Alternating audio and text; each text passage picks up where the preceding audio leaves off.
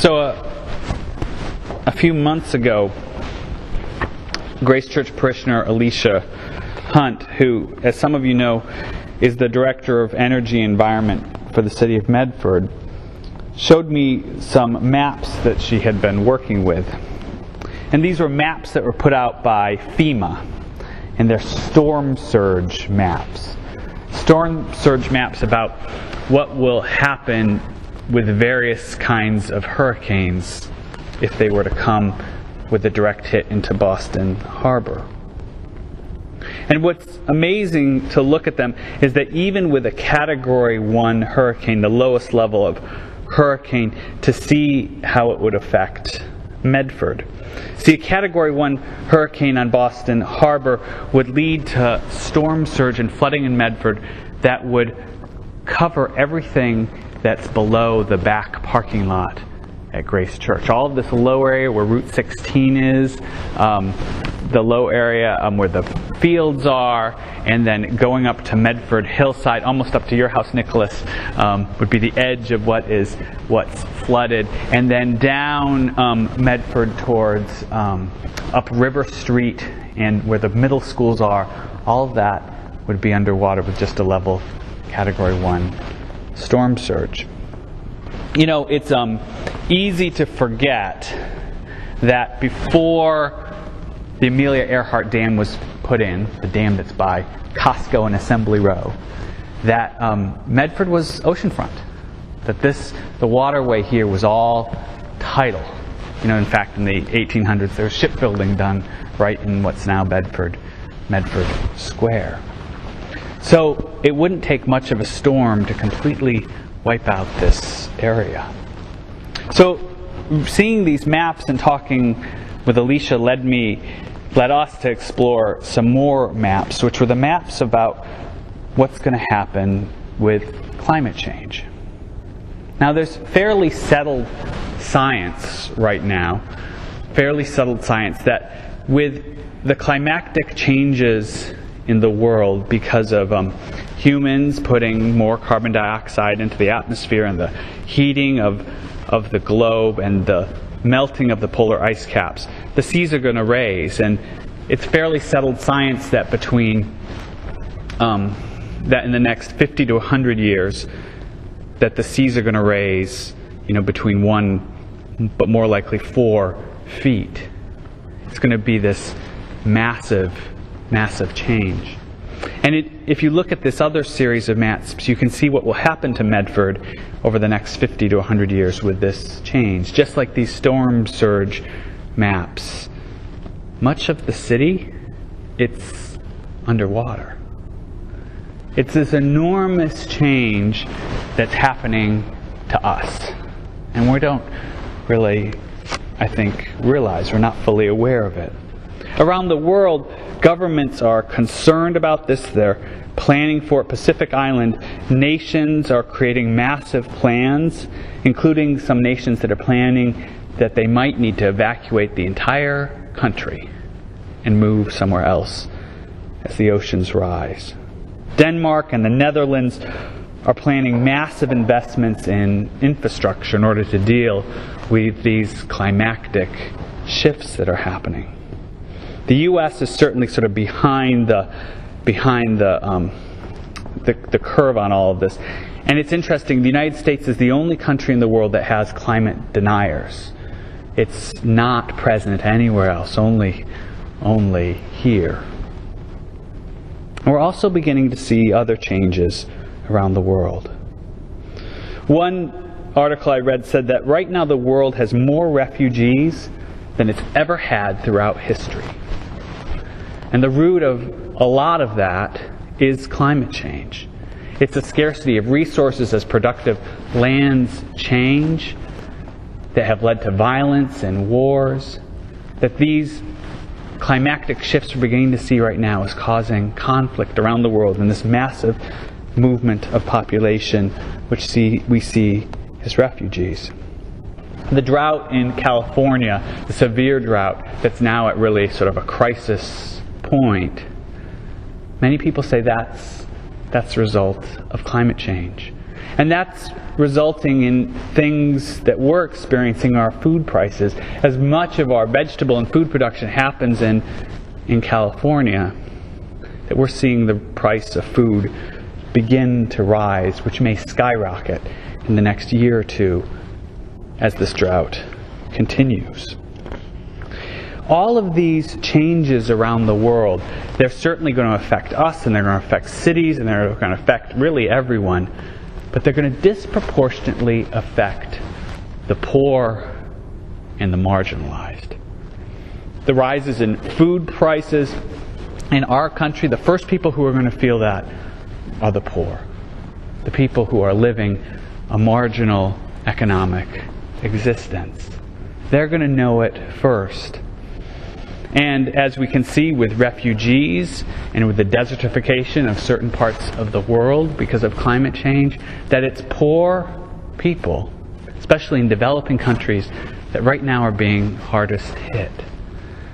As Christians, we know that our concern for the poor is at the center of our faith. And so climate change, also for the social justice implications, is so important for us as well.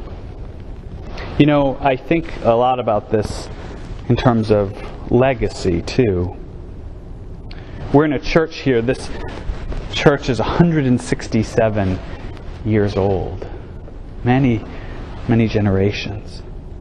But what does it mean for us to leave a legacy when the landscape of the world around us is going to utterly change?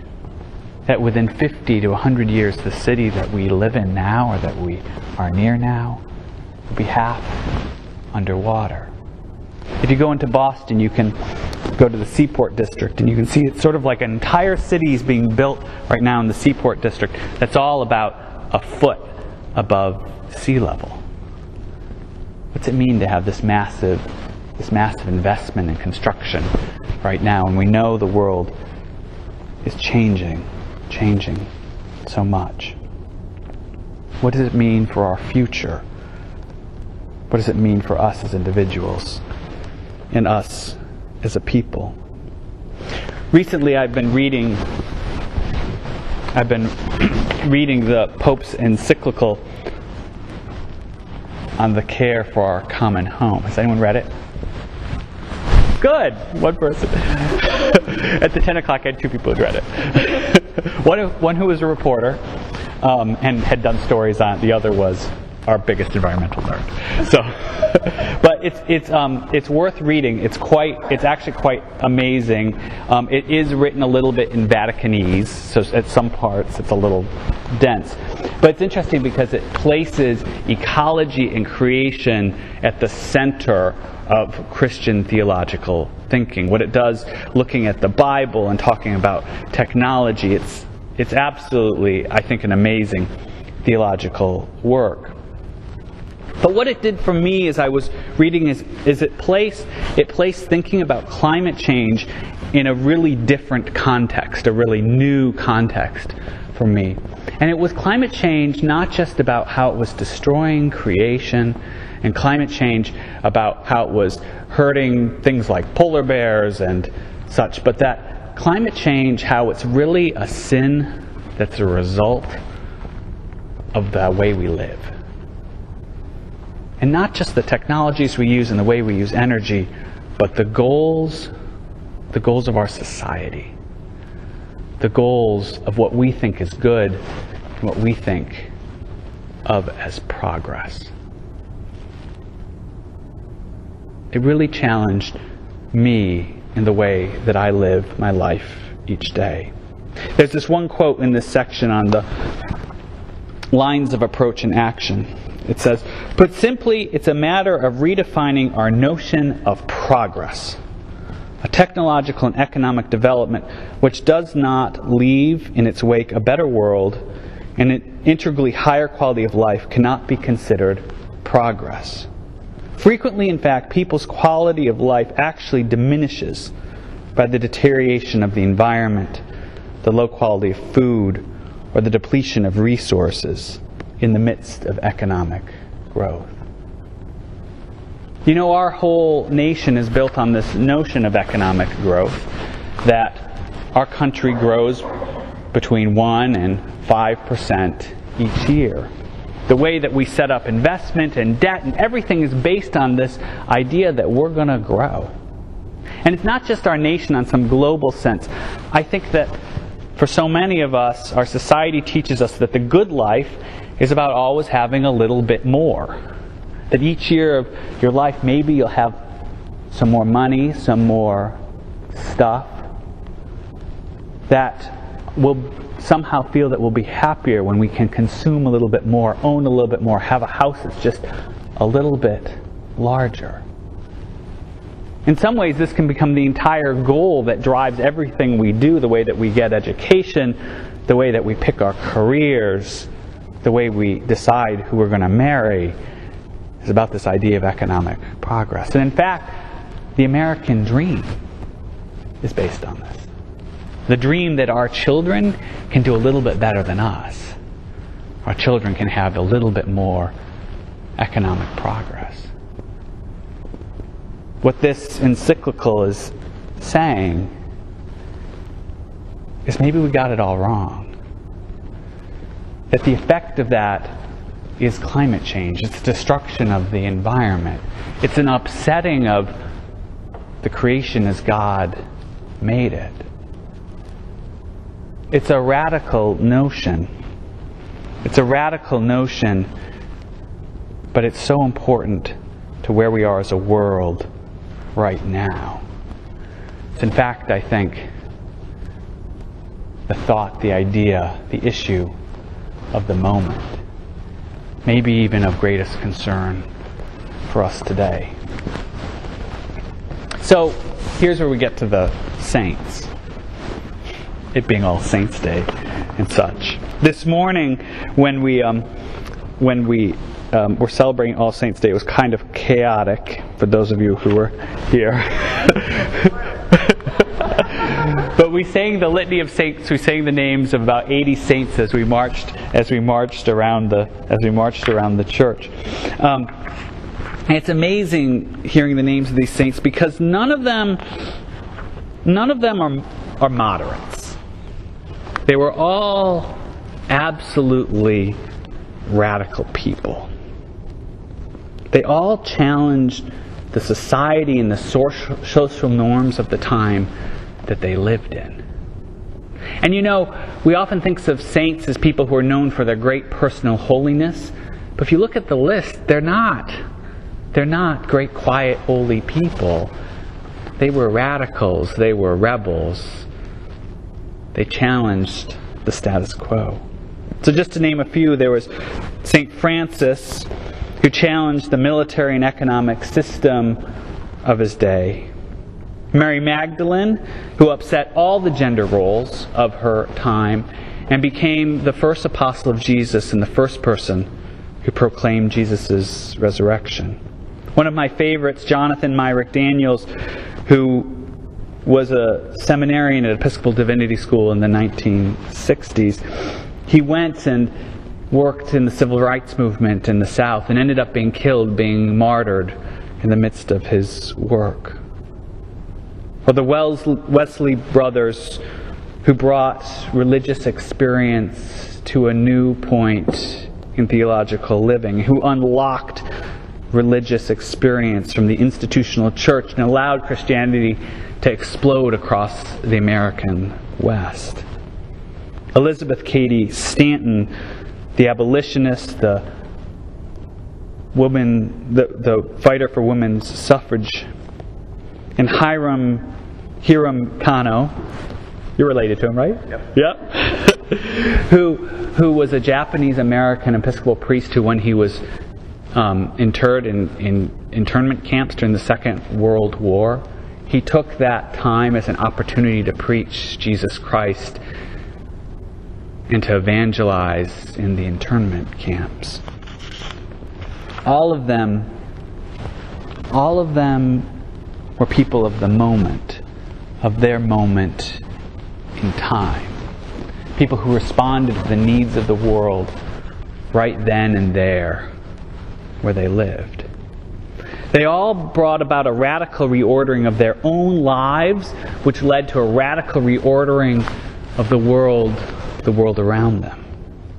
They were people of the Beatitudes of our lesson, our gospel lesson today, who lived differently. You know, we hear the Beatitudes a lot, so it's easy to brush over how radical they are. Blessed are the poor in spirit, for theirs is the kingdom of heaven. Honoring those who are poor in spirit, not saying pity them, but honoring them.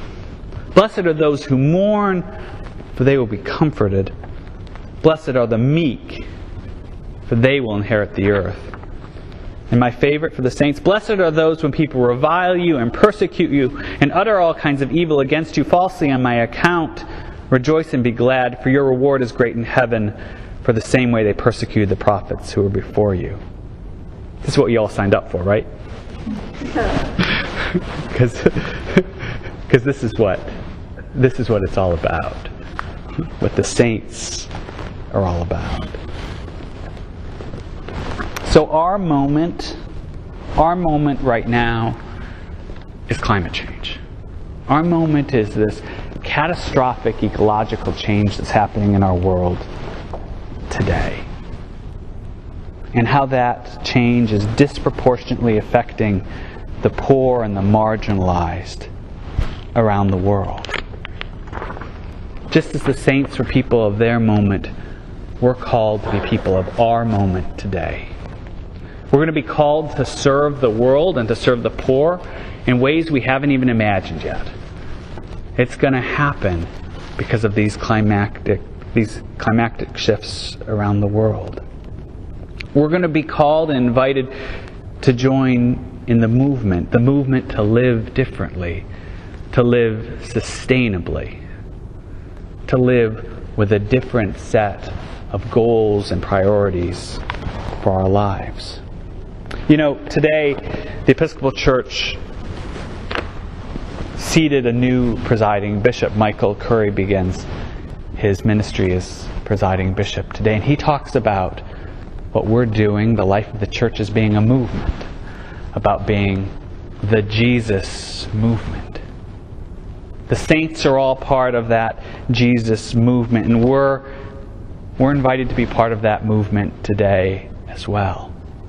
And I'd argue that movement is about standing up to say we need to respond. We need to respond as individuals and a people to this great catastrophe that's happening right now. So I want you to guess how many, the churches were really important in the civil rights movement. How many churches, what percent of churches do you think were involved in the civil rights movement? 10%. 10% of American churches were involved in the civil rights movement. That's what it took. 10%. At the beginning of the Vietnam War, what percent of Americans do you think actively opposed the war? 4%. 4% actively opposed the war. That's what it took to end a war and to change our nation's history. 4% of people. So the saints, they're not just examples for us, but they're also signs of hope. They're people who stood up and as individuals changed their lives, but they ultimately changed the world. Just as small groups of people led to the civil rights movement, led to the end of the Vietnam War. That's what we're invited into today. That's the hope.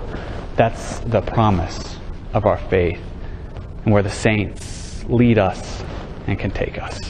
Amen.